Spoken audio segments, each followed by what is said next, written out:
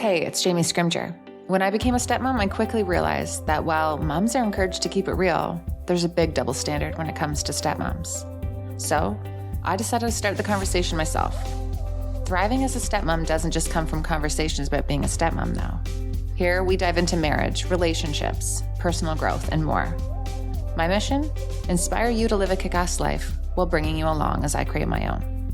This is the Kick-Ass Stepmom Podcast.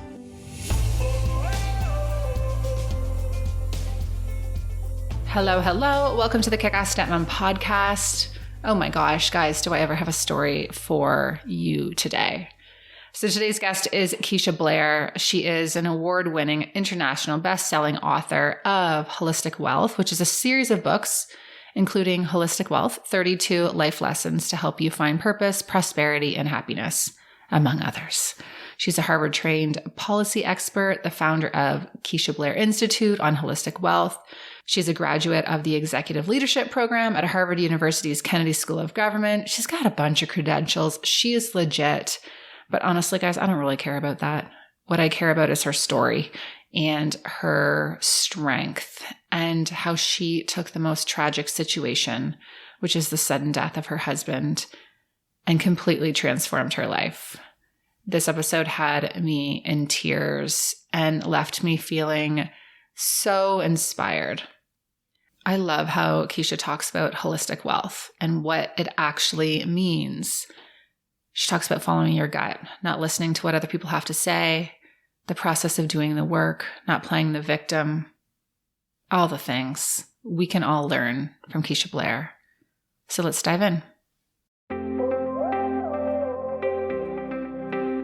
Keisha, welcome to the Kick-Ass Stepmom Podcast. Thank you for having me. It's good to be here. I know. We've been trying to make this happen for so long. Yeah. And I always feel like when timing doesn't work out, I end up having such great conversations when it does. So it's almost like it's meant to be, right? Yeah. So finally, we're making it happen. Absolutely. There's so many things that I would love to dive into with you, but let's start with the beginning and how your journey into holistic wealth really started. You had a huge life-changing moment with your husband and his passing.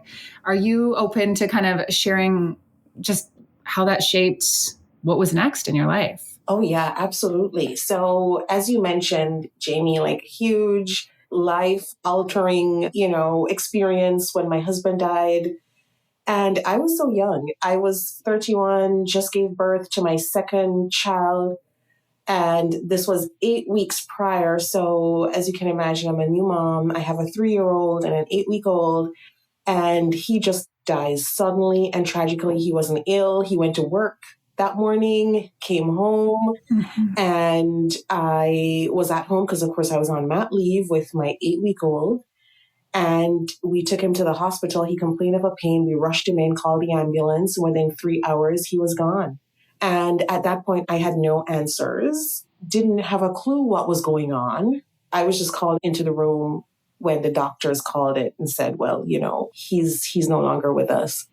And so I had to find a way to cope as a new mom, as a new widow, as a young woman who was still just setting up her life, just launching with a new family. And that's where that holistic wealth journey started. Unknowingly for me, at that point, I took a year and really figured things through, searched to find those answers that I needed deep within me for why this was happening to us at that point in our young lives.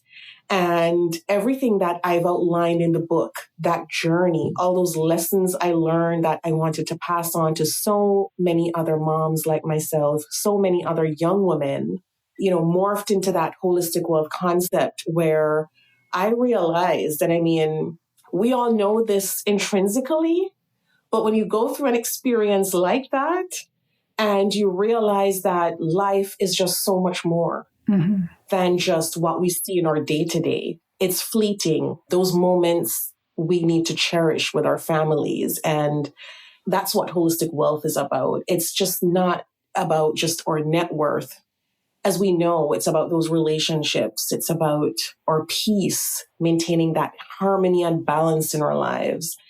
and about finding meaning and purpose and that mental and emotional well-being that we need. So that's it in a nutshell. And that's kind of how the journey started. It's a lot more than that, as you can imagine. I packed up my belongings, put them in a 40-foot container and headed out on a journey to find, in a sense, to find myself. Like I rented out my home in Canada and I left. I needed to find those answers. And at that time, everybody thought I was crazy for doing this. Everybody said, "What are you doing? Where are you going? Are you kidding me?" And I said, "I need to do this."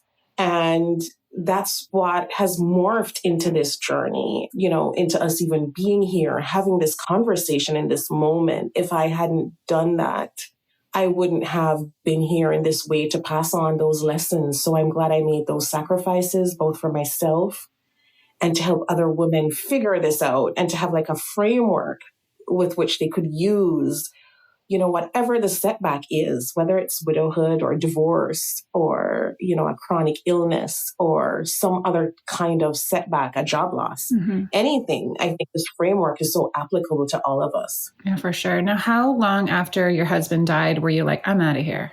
Like, I'm selling all my stuff.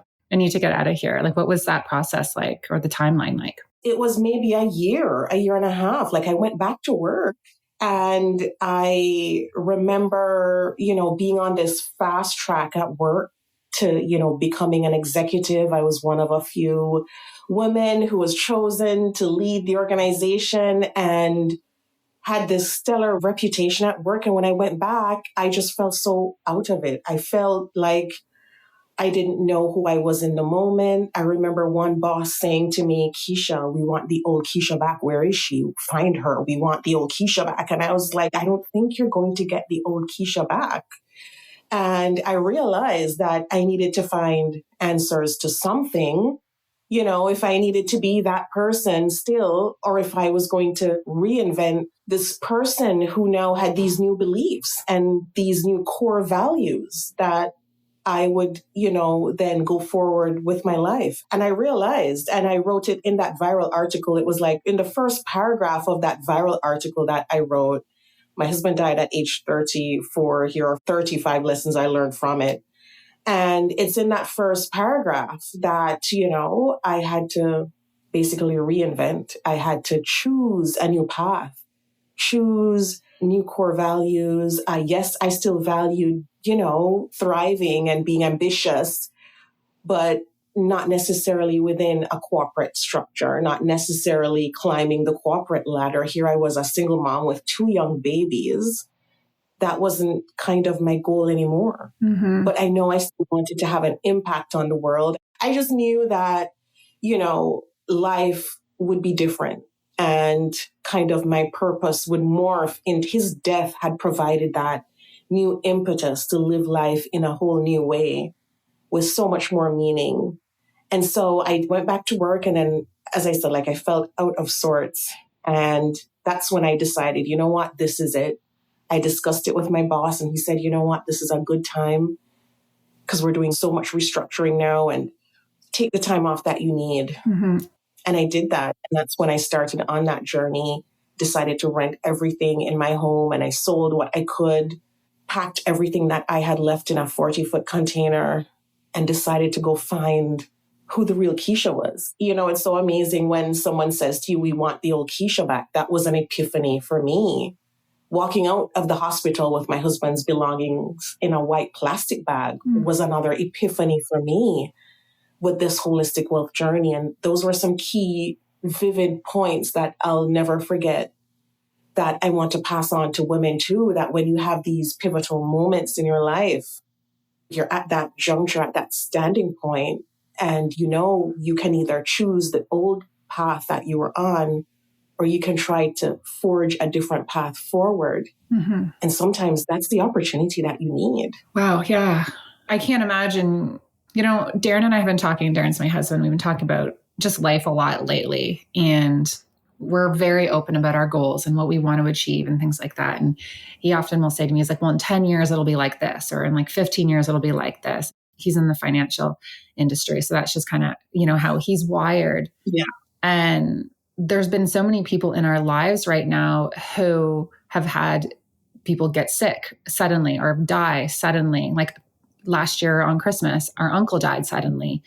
And I keep talking to him about that. And I'm like, we don't, like, tomorrow owes us nothing. Yeah. Why are we all waiting to be the person that we want to be or to do the things that we want to do? Because there's this timeline that we've all been told, like, you get married, you have kids, and you go to work, and you climb the ladder, and then you retire, and you have a great retirement. And none of that is promised. And at the end, like, who the hell are you?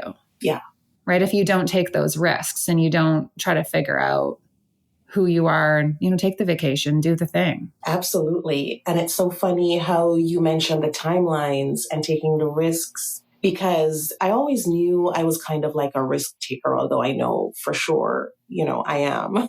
But when I took those risks, and it's so funny because I was always the kind of person who was like, yeah, I have this timeline. I'll have my first child by this age.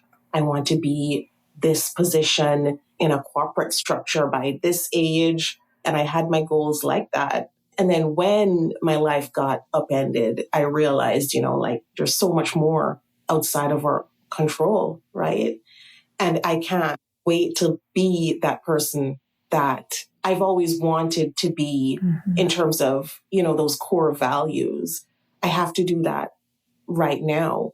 And so much of what we do and the goals that we have are shaped by society. So it's just like, yeah, you need to be this, you need to be, in a corporate structure, you need to climb the corporate ladder, you need to earn this kind of salary, you need to do this X, Y. And when we look internally, there's a conflict sometimes, a lot of times, especially with women, there's this conflict. And then we realize that we get to a certain point and those really weren't our goals, or we thought those were our goals. But we realized that, like if I really was living authentically, I would be doing something else. My passions are elsewhere. And I think, what I went through allowed me to see that really early on because of that experience. I want to tell you something. There was a time in my life when I would never spend money on pajamas. I don't even think I really had pajamas. I wanted to invest my funds into things that I would wear outside of the house. When I had to buy my first sheet set, I did not understand why someone would invest in anything but the least expensive sheets possible. That was me in my early 20s. Now that I'm in my late 30s, I realize just how wrong that was. Investing in bedding and loungewear and pajamas makes all the sense in the world. My go-to, as you know, is Cozy Earth. From their PJs to their loungewear to their temperature-regulating sheets made from bamboo viscose, Cozy Earth has helped me level up my quality of sleep and how I feel when I'm in lounge mode. The first thing that I do when I get home is either switch into a cozy bamboo jogger set or right into my PJs. Sleeping in my duvet cover and sheet set made from the premium viscose bamboo is like a freaking dream. Temperature-regulating sheets are definitely the move. It is no surprise that Cozy Earth has made Oprah's favorite things several years in a row. Their products are next level, and these are the softest clothes that I own. Right now, I'm actually in the process of going through all of my clothes and purging things that don't make me feel or look great. And most of my loungewear is out. I'm all about the Cozy Earth. The best part of the loungewear is that it just doesn't look sloppy. You can totally go out of the house and look completely put together. I even wore a set recording podcasts last week. Now, Cozy Earth has given listeners of the podcast 40% off any purchase with the code CozyJamie40. That's CozyEarth.com and use the code CozyJamie40 for 40% off. www.CozyEarth.com and use the code CozyJamie40 for 40% off. So you go to Jamaica for a year. Yeah. Tell me about Jamaica. So, like, you pack up these babies, like they're still very tiny. I pack up these babies. Yeah. And so the plane lands in Jamaica and I'm petrified. I'm just like, this is a huge mistake. I'm crazy. What am I doing with these two babies here? Well, everyone feels like that after a plane ride with kids. Right. Exactly. And then I say, you know what? Like, I've made this decision. I've packed up my whole entire life. Luckily, I have family here. I was born here. So it's not like, I'm in this brand new place that I don't know. But still, for me, I had left Jamaica for years upon years. It's not like, I had lived there in recent times. So I'm there and I realize that just being immersed in nature and being able to walk on the beach, seeing, familiar food and healthy, nutritious, farm to table food that was so nourishing. First of all, where I stayed in the mountains, huge, very, very immersed in nature and 800 feet above sea level. And I'm looking down on nature every single day. I'm waking up to birds chirping. I'm waking up to the sounds of nature every morning. And I'm getting to just really think about my life. And I realize it's like this line opens up and I'm tuning into my intuition more. And I'm meditating and I'm praying and I'm seeking those answers and they're coming to me. And it's just like this transformative experience, like nothing I can even describe in words. And I'm realizing that busy life that I led back home in Canada, climbing the corporate ladder, yes, it's part of my experience and it will always be, an integral part of who I am and a part of the lessons that I can pass on as a trained economist. But I'm realizing that this time that I'm taking for peace and quiet and to rediscover me is actually even far more productive than when I was so busy back home. Mm-hmm. And I'm getting these answers and I'm realizing that his death is part of a greater story for humanity and for myself. And I'm realizing that we're all one and that we're all one with nature and so many revelations. And it's all coming to me. And that's when I realized these pieces of holistic wealth were so integral to overcoming setbacks. Because here I was being able to meditate 3 hours a day in the morning and pray, being able to walk on the beach, hear the sounds of nature, my feet immersed in sand, walking on seashells, picking up seashells, and being able to do it, of course, because I had planned financially. So that's also a big piece. Like, I don't want to discount that, Mm-hmm.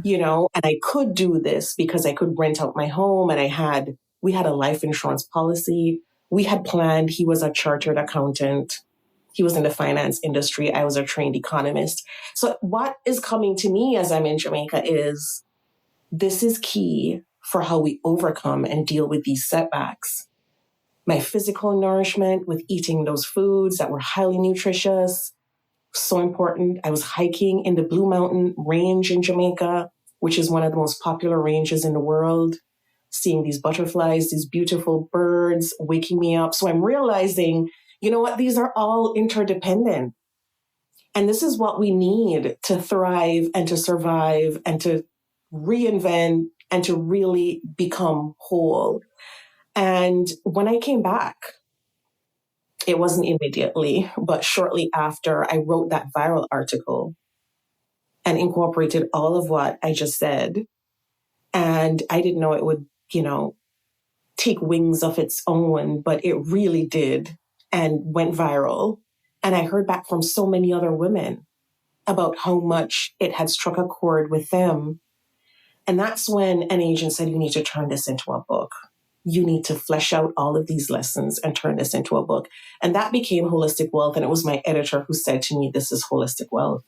And that's basically the journey. But it was so healing, that journey, that, it had that impact on me, on my mind, my body, my soul.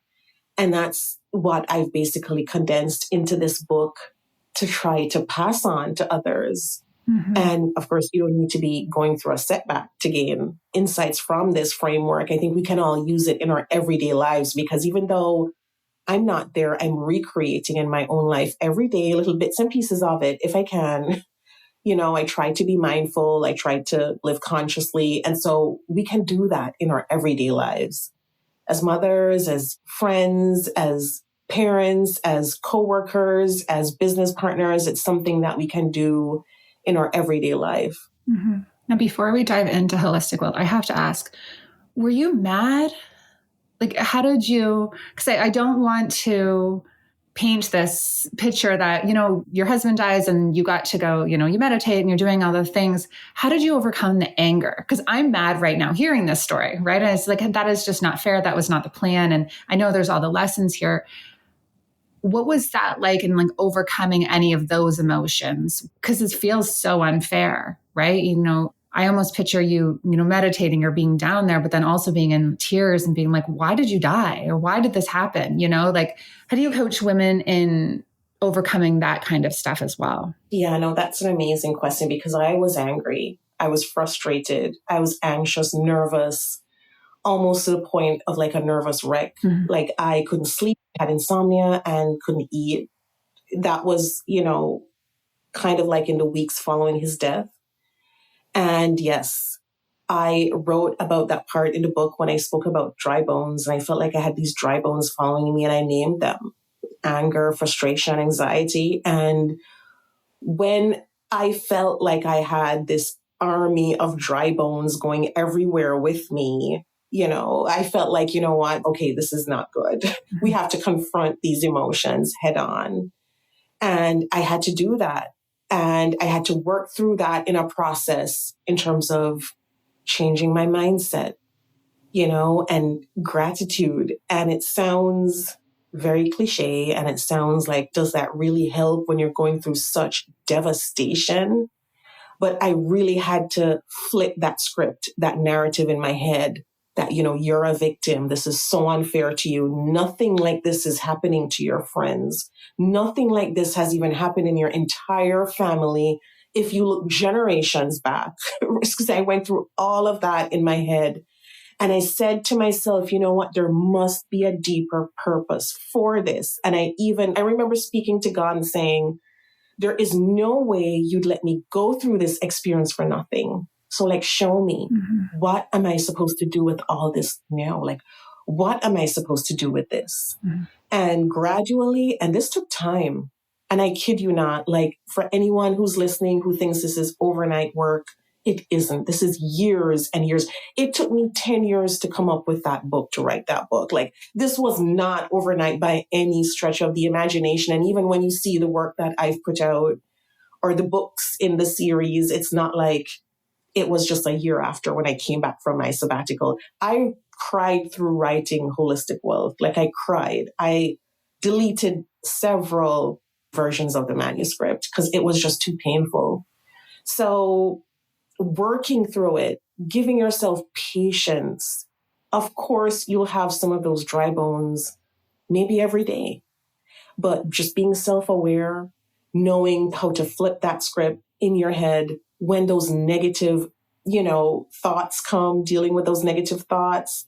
When you hear that familiar script in your head saying you're a victim, you're so unlucky. How come these bad things just happen to me? Everybody else looks fine. Mm-hmm. Then you realize, no, that's not the narrative I want to keep playing. I have to switch this. My life is definitely worthy. I'm here for a purpose and I need to figure that out and live that purpose. And so there is a chapter in the book where I talk about comparison to others.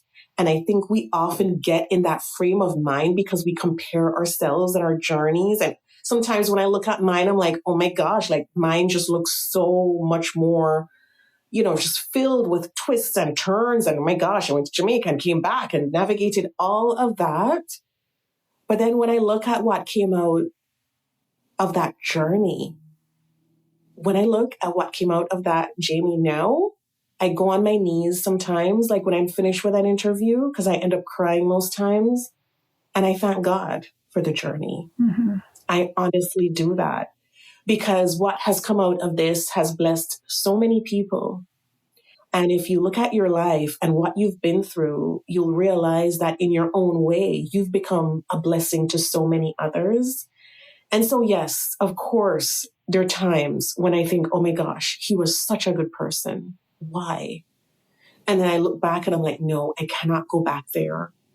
I have to just keep going forward because this was to be, a part of like something much bigger than me. This is not even about me. Mm-hmm. This is a message that needs to be out there to bless others. And so whatever you're going through, if you're listening into this podcast right now, just know that sometimes it's much bigger than us. Like it seems like, yeah, it's me, it's so personal, but it's supposed to be part of something bigger that you're supposed to carry out, maybe to help others. So it was a lot of mindset work. And, when you read the book, you hear me talk about the holistic wealth mindset and the holistic wealth method. And I had to do that. Like every single thing that I have in that book, I had to be doing every single day. It's grit. You talk about that in the book, the grit, and stop playing the victim. And I think we can all, especially women, I think we can all really take note of that, right? There's so many things we can't control, but there's no power in playing the victim. Exactly. Absolutely. And of course, towards the end of the book, because I did remarry and became a stepmom. And so, my journey is so multifaceted, like all of us, right? And so we translate these lessons and these principles to that new phase of our life that we're in. And I think that has been very helpful to me as well, even with charting forward with like a new family and a new life. And I think it's so important. It's so very relevant to us, where we are as mothers, as stepmoms, like charting this new path, because that's what it feels like almost. If you were looking at me right now, you would think that I have a sex toy in my hands, but I don't. And while sex is also a great way to help relieve stress and manage anxiety, I'm not holding a sex toy. I'm holding Moonbird. Moonbird is a handheld breathing device designed to comfortably fit in the palm of your hand, and it's like your own personal breathing coach. So in my episode with Ashley Neese on burnout and the power of breath a few weeks back, I talked about how much intentional breathing has helped me feel more grounded and manage my anxiety. Moonbird has been a huge support in this. Right now, while you're listening to this, I want you to stop and just do some breathing. So take a deep breath in for 5 seconds, out for 5 seconds, and do that like 5 or 6 times, even 10 times. We don't breathe enough. We don't really tap into the power of breath and how calming and grounding it can be. So Moonbird is the world's first handheld device for guided breathing exercises. So there's no need to look at an app. There's no need to count on your own. You just have to breathe. So you hold in your hands and the vibrations in this device guide your breathing.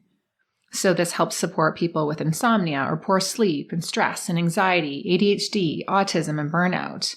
So when you shake the device, it will start inflating and then deflating. So in your hand, it'll feel like you're holding this little bird that's breathing in and out. And the only thing that you need to do is breathe along with the Moonbird. So when it inflates, you breathe in.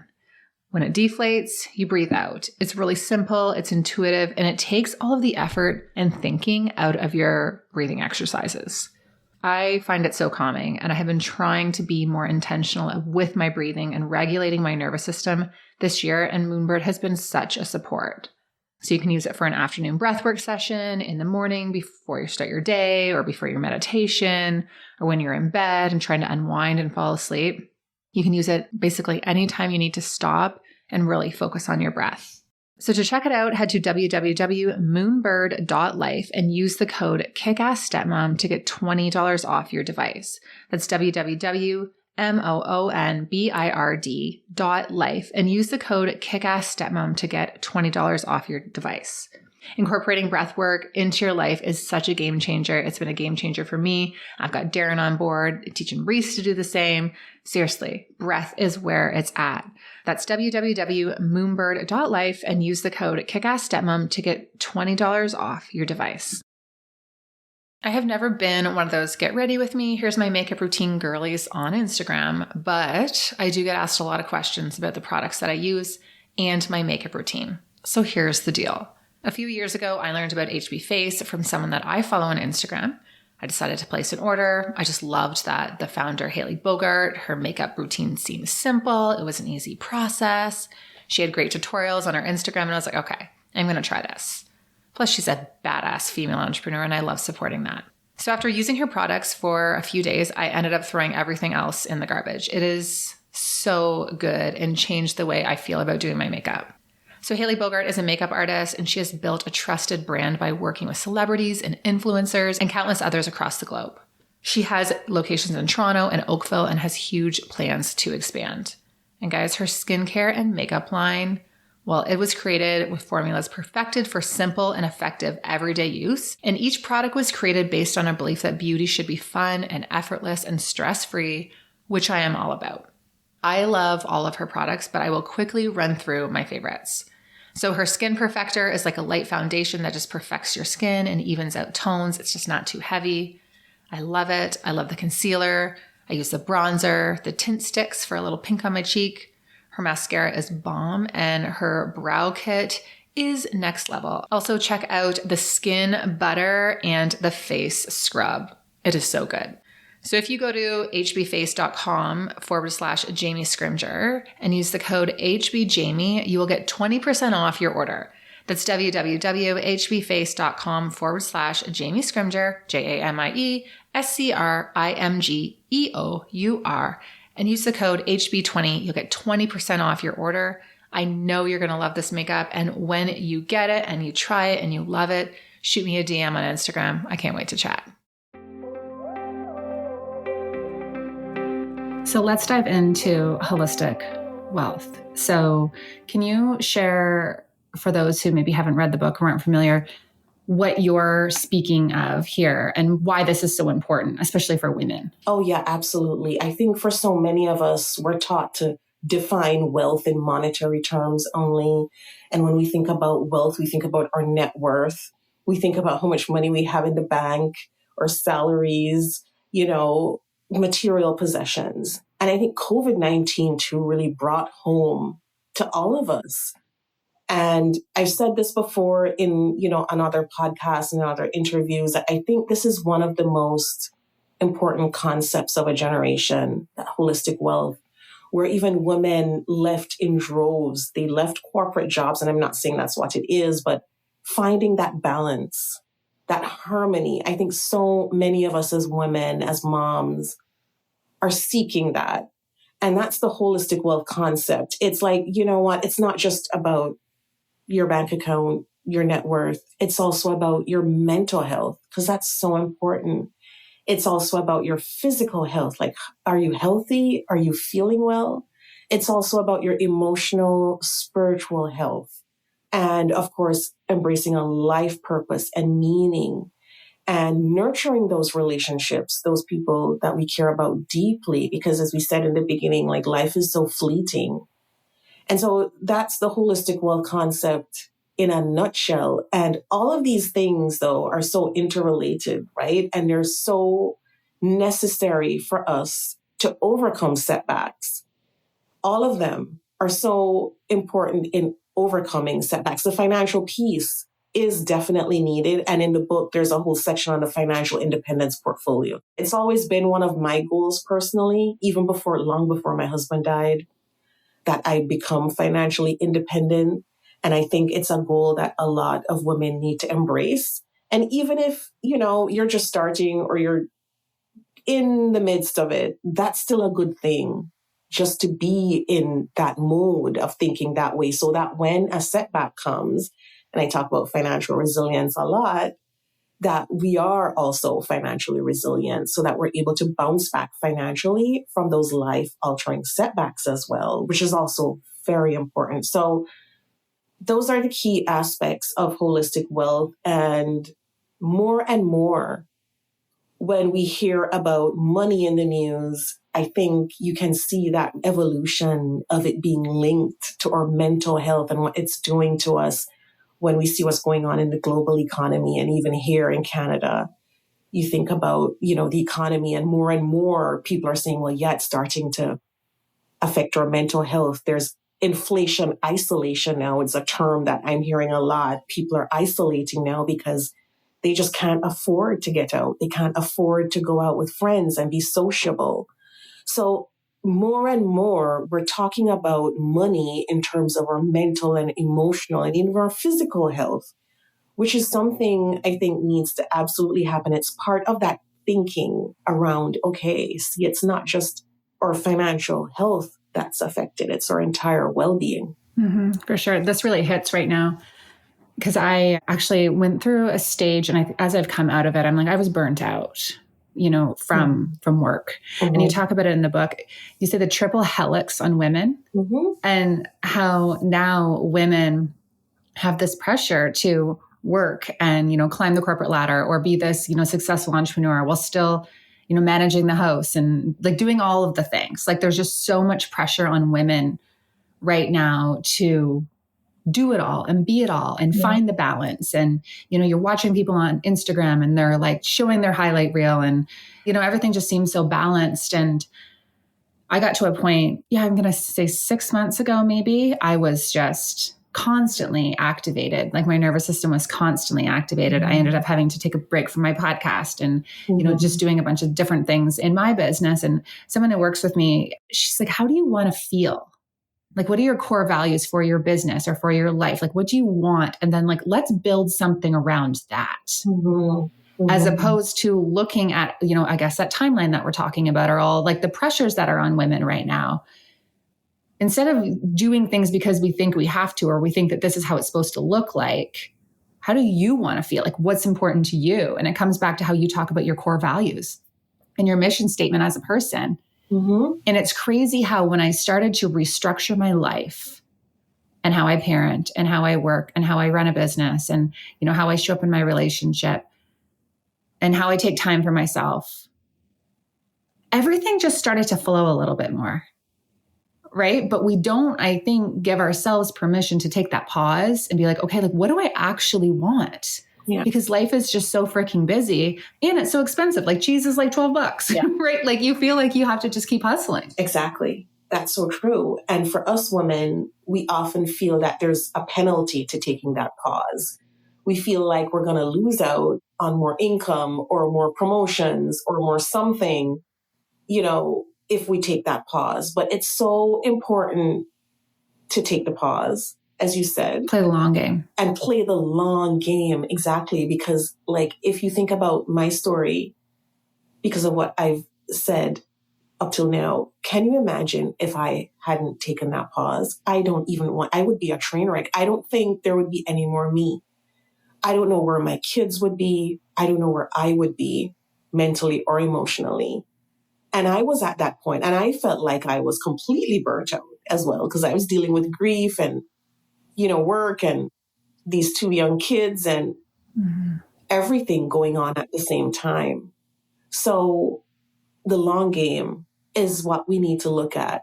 And then we need to look at, my purpose is not wrapped up in one organization, one job, one salary or one title. It really isn't. That purpose and life purpose is there to really advance humanity. So it's not like what we're thinking at all. It's supposed to be something much bigger, much greater than all of that. And everything builds on each other. So all of that experience helps, so it's not in vain. Nothing is in vain, but it's so much deeper than the treadmill that we think we have to stay on. It's not the treadmill at all. No, for sure. Yeah. Now, I'd love to circle back to, because, talk about financial literacy and being, prepared for things that happen. And that's something that, again, Darren and I talk about the what ifs all the time. It's just, I'm like, so if you die, then what would I do for this? And what would you do for this? And we literally talk through everything. And people are like, that sounds really morbid. I'm like, no, but you're just very prepared. You know what's going to happen and how you're going to take care of all the things that we've built together. And I think that more families really need to be having those conversations and on a regular. And what allowed you to be able to go to Jamaica and do that was, obviously you were able to rent your house and you had saved and done those things. But the life insurance policies and preparing for those what ifs and preparing for those situations that you don't see coming and you hope never come, it's really important. Can you speak on that at all? Absolutely. It's so important. And when I talk about financial resilience, I like to talk about money date nights. I think when we have those date nights that are money related with our spouses or with our partners, we need to actually make financial resilience a central piece. So when we talk about financial resilience, we're talking about things like the life insurance policy. That's a tool of financial resilience because it's going to help one person bounce back much quicker financially if the other partner dies. And then we have other insurance policies that we can look at, like, chronic illness or other kinds of insurance policies that are out there that we actually need to have in place. And then, of course, there are other key pieces like having an emergency fund or other kinds of savings that we can tap into. For instance, I'll give you the example, like many financial planners in Canada who read my book came to me and said, I just had a major epiphany when I read your book, because I just realized that even when you have a life insurance policy, sometimes it takes up to a year to get the proceeds. They didn't know that because so many financial planners have never been on the receiving end of a life insurance policy. I have been. Mm-hmm. So I can tell you that it takes a while, and you need to have that insurance. You need to have the emergency savings fund.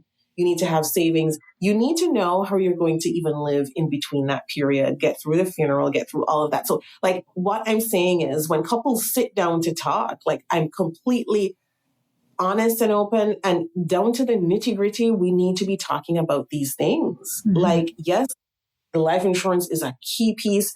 And nowadays I'm actually, when I coach people, I'm saying, listen, depending on how young your kids are, 500K isn't even enough. Mm-hmm. You need to be looking at 1 million people. Like you really need to work backwards. Look at the cost of living now. I had an 8-week-old and a 3-year-old. And if I hadn't had a 6-figure salary, in addition to 2 life insurance policies, I'm sure I would have survived. But like, you need to structure a life going forward. Think about university. My eldest just started and it's 40K for an undergrad degree now. And that doesn't include residence. That is a whole different podcast. I know. I know. And that doesn't include res, lunch, nothing, transportation. Like we honestly need to be very, very honest with ourselves about what it's going to require. And when we have those money date nights, we need to be open. We need to go deep, not just surface. We need to go deep about everything, lay it all out. And I agree, discuss it all. Like we need to have those conversations. Absolutely. Mm-hmm. And creating a binder, like a binder of what happens if, right? Because it's easy to talk about different policies, but maybe there's a policy out that you don't even know anything about. Or in my situation, my husband really does handle the finances. Mm-hmm. It's his thing. That's what he does. He handles the finances. We're very open about it, but he really kind of just like makes sure everything is paid and like does all the things. I said, so there's things that I just don't know. Yeah. And in many situations that could backfire on me. I could be like having a whole other podcast about how that's backfired, but that's what works for us right now. However, we have a binder, a resource for what happens if, right? Like making sure you know what's going on. And so you do have that resilience. But yeah, I think that life insurance piece is really important. And then the other piece that I was thinking about when it comes to resilience, and, especially if you are in a situation where maybe one partner is the breadwinner, right? And, you guys together have made the decision that maybe you're taking a step back because of childcare, whatever. I think women, though, always need to have an ability to make money and to know that they can. Yeah. And I think that's the key, right? And just having that faith that you can figure anything out. And if you need to make $1,000 or if you need to make $10,000, you know how to figure out how to do it. Yeah. Right. And just that faith that you can do it. Yes. And I think that separates certain women from other women without having that faith that you can do that. Absolutely. And like when I think about, as you're talking, I'm thinking about my daughter who's 12. And, I wrote in the book about a bit of that, right? And that piece about starting with young girls and giving them that ability to believe that they can do it and that, they have those skills. It's so important, that entrepreneurial piece. I feel like that should also be even mandatory in schools. Because like when you think about, that belief and that know-how about how to earn extra income, how to bring in other income when you need it is so critical to financial resilience, right? Mm-hmm. But society trains everyone, like, think about a job when you get out, a job. And it absolutely is true that for the vast majority of us, it will be a job. But I think those entrepreneurial skills are also so important. Mm-hmm. Okay, if I lose the job or I can't go to the job because, you know what, my life just fell apart. What are those skills and talents I can use to bring in extra income, because I'm going to have to stay home with the kids for a while to even help them get through their grief? Because that was part of it for me. It wasn't just my grief. Mm-hmm. It was, you know, my 3-year-old's grief and how I was going to be there for him, and he needed it at that time. Mm-hmm. So that's the other piece of the resilience story about, you know, when that happens in a family unit, how do we keep everyone okay? How do we, you know, structure our lives so that we can take the time we need to make sure the kids are fine Mm-hmm. and that they can get their lives? So absolutely, it's so important. Mm-hmm. Our kids need to see us struggle too. Yeah. You know, my daughter really gets frustrated with some schooling stuff and education stuff. And we've really had to work with her in knowing like things don't come easy right away every single time, right? So whenever I'm, you know, trying to build my website or figure out something else with this platform that I have no idea how to do, and I'm figuring it out on Google, I'm talking to her about that. I'm saying, Mommy is very frustrated right now. I do not know what I'm doing. This keeps messing up. But you know what I'm going to do right now? I'm going to go for a little walk, and then I'm going to come back. I'm going to clear my head, and I'm going to figure it out. She's like, yeah, Mom, you can figure whatever you want out, right? Just as long as you just keep trying, and it doesn't matter if you get it wrong. And it's like, it doesn't matter, but I'm just going to keep trying. And like walking your kids through those kind of conversations just to show them, right? This doesn't just happen, right? You didn't just go to Jamaica and meditate in this, you know, beautiful location. Like, you were on your hands and knees crying. There were naysayers in your life who thought you were crazy. Like, there's all these different obstacles that come up. And I think it's so important to be showing our kids these obstacles too, right? So they don't, you know, leave the nest and think it's like all, you know, manifesting and gratitude and it'll all just happen to you. It's like, no, like, this is freaking hard. This is hard work. Exactly. It is. And I remember a time, I think we kind of grew out of that a bit, where the kids would go to school and they'd come home and I'd say to them, what did you do to get out of your comfort zone today? I want to hear one thing that you do every single day to get out of that comfort zone. Because when we're in that comfort zone, you feel comfortable. There's no need to problem solve, as you stated. There's no need to do anything. Mm-hmm. But when we're getting out of that comfort zone, we're preparing ourselves for that change, for when it comes, for when the hard times come. And we need to really pivot and really draw on some tools in our toolbox that can help us really navigate that change. And so that's what I've worked through with my own kids when they were younger too. It's just like, you know what? They would come home and say, Mom, you know, like, I did this to get out of my comfort zone today. Even if it was simple, like, I talked to this person who I've been longing to talk to for so long, and I've just been so shy to go up and say hi. But now I've forged that kind of connection with that person, and I'm excited because now I have a new friend. Mm-hmm. And even simple things like that, like making new friendships. Like, you know, it's unbelievable, Jamie, but when my husband died, there was a need for me to forge new friendships, new alliances, new connections in my life that I needed. Some of the friends that I had, you know, went on different paths. And here I was, a young widow, and not everybody's comfortable with that. You know, Mm-hmm. you take it for granted that everybody's just going to come and sing Kumbaya. And no, there's naysayers or people who are going to tell you things that will shake you to your core when you're at the worst in your life.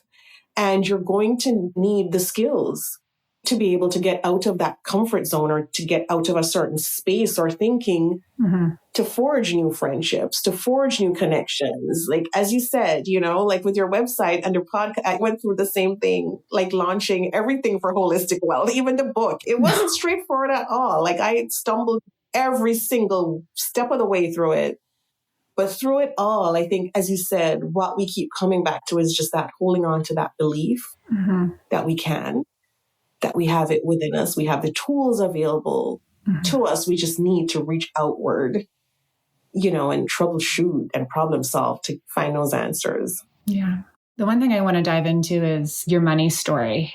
And specifically around, so I was thinking about my community and just a lot of the things that you can't control about the money story too, when you become in a blended family, or, you know, your partner maybe has excessive child support, or there's differences in opinions on how to spend money, or maybe the ex isn't contributing the way that you think she should, or whatever the story is, right?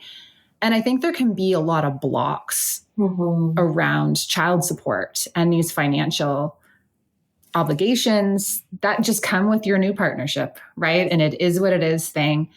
But I do think to have that financial literacy and financial resilience and to truly just kind of find that balance in life, again, that's something you really just have to let go and get unblocked with. Like it is what it is.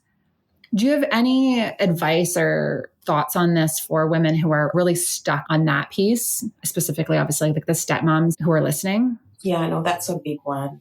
When I remarried, my current husband had his obligations, financial obligations, of course, to his daughter. And we had to work through all of that.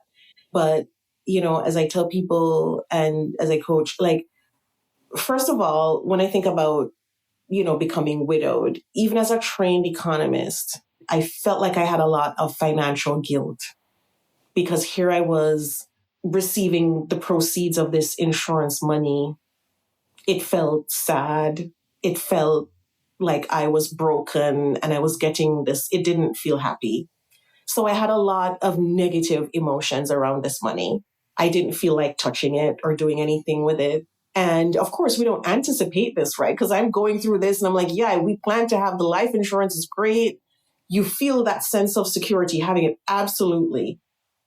But then when you realize that the sadness and the grief is just overshadowing everything, that money doesn't make you feel happy or whole. And so I had blocks around it. And I train people in money trauma now. But what I say to people is we have to work around whatever barriers and obstacles we're facing, even as stepmoms. Like you mentioned, excessive financial obligations, with one partner or to, previous children or to whatever is the case. We absolutely just need to work around it. When I talk about the holistic wealth mindset, lots of these things are so temporary. It seems like a big issue when you just get into it, and for many of us who shoulder a lot of the weight of our households, and many moms do, it can feel like an eternity. But I'm here to tell you that, like everything is temporary.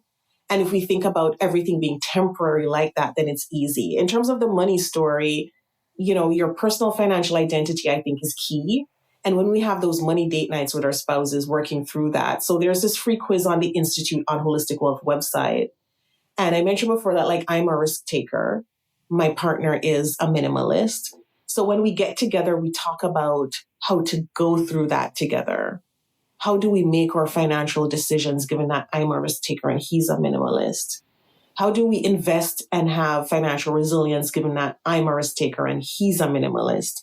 So we also have to learn through that process and kind of have that empathy for our situations or money stories and for our partners. Because it's easy to be like, oh my gosh, now I'm saddled with all of this. I'm new to this whole journey. And now I have all these factors at play, right? So I think it's very important that we have open communication and that we know that, we're navigating through these rough waters right now, but it will be better in the end and it will smooth out. Like it's not forever. Mm-hmm. It will resolve itself with time. But yes, absolutely. I think for many stepmoms out there, especially when you're just starting to, navigate this new family dynamic, or you have that blended family now, then it's hard to kind of navigate through, okay, kind of what is my role as a stepmom? Where do my obligations start and they end versus his? Am I supposed to take on extra because he's paying this or? Exactly. And we've all been there and done that. Luckily, I think as our kids get older and they start setting up lives for themselves, it does get easier. Absolutely, it will. My stepdaughter is now 26, and she's on her own and a wonderful human being and out there living her life. So what I'm saying is, I think with everything that has to go with parenthood and, navigating something for the first time, it's very, very easy to think, oh my gosh, this is overwhelming, but it does get better. And I think that open communication helps. For sure.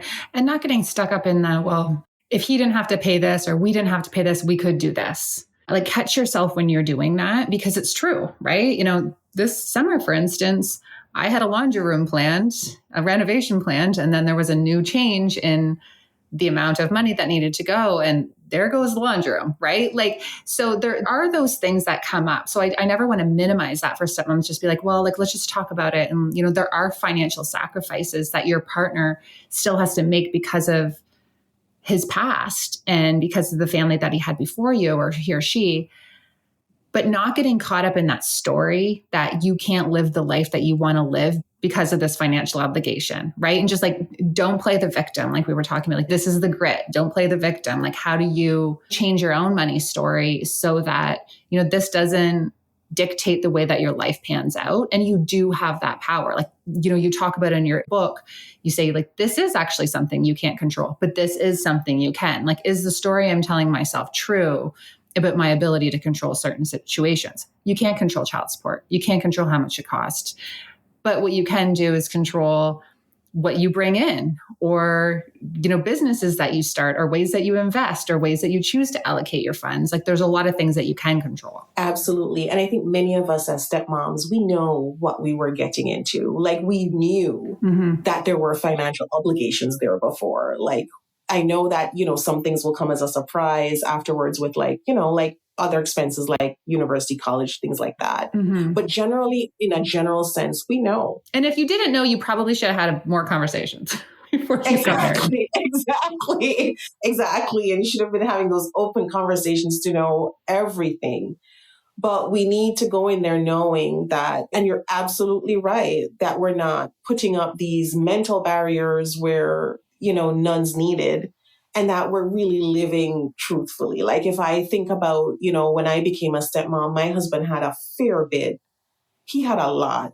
Like, when we got married, like, the majority of his salary was going to his daughter. And I mean, at that point, we hadn't had a child together yet. So it was just, the two boys.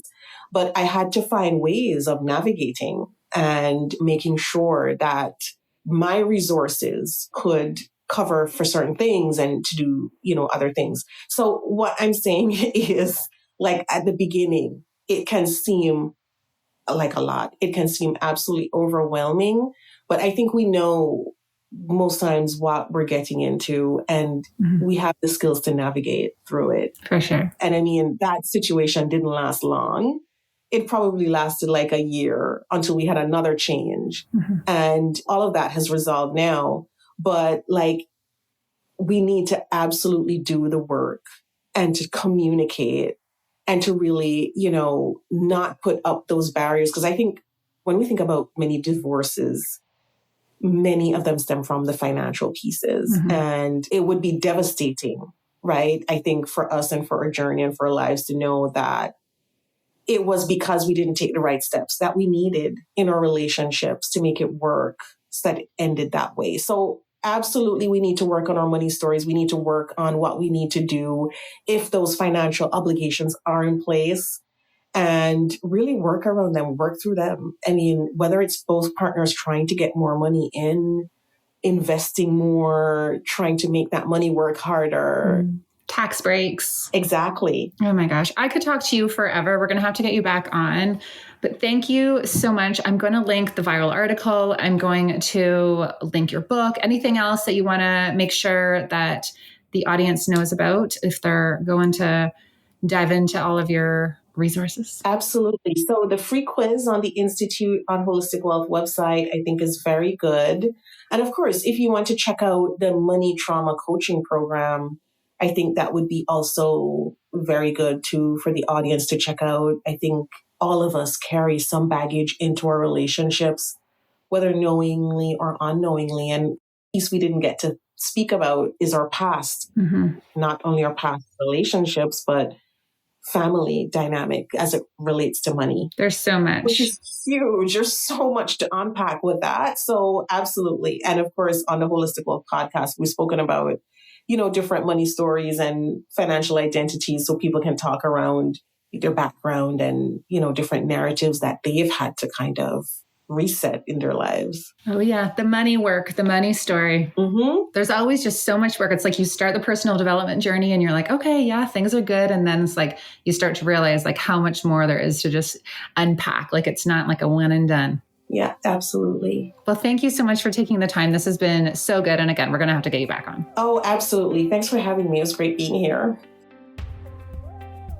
That's it for this one. Thank you so much for tuning in. And if this episode resonated with you, I'd be so grateful if you could share it with someone in your life who you think could benefit from it. And if you haven't already left a rating and a review on iTunes, it really is the best way to support the show. And if you're craving more real talk and coaching and community, be sure to check out my membership, the Kick-Ass Stepmom Community. Head to www.kickassstepmom.com to learn more.